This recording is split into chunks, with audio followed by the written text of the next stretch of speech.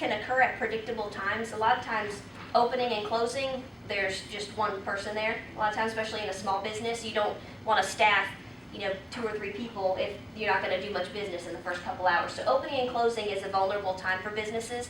Also lunch hour. Why do you think that would be?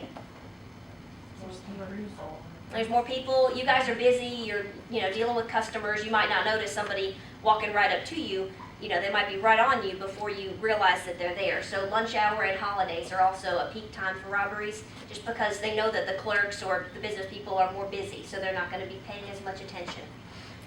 All right, let's see. And there's also more money on hand during the holiday season and during closing time, because you've collected all the money for business that day and haven't necessarily made the bank deposit yet.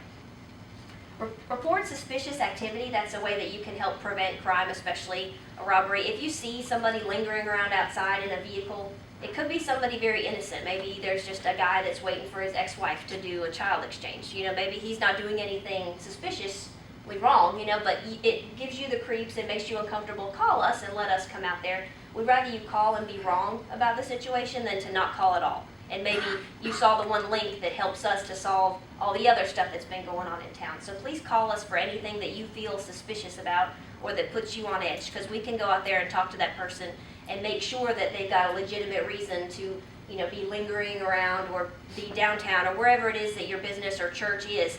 Let us help check that out for you. And we're not going to say, oh, well, Debbie Staffing called and they said that you look suspicious. No, we're going to make sure that there's not any retribution against your business. We don't want to dime you guys out and to say, oh, John called and he said you looked odd. We're going to play it off very nicely.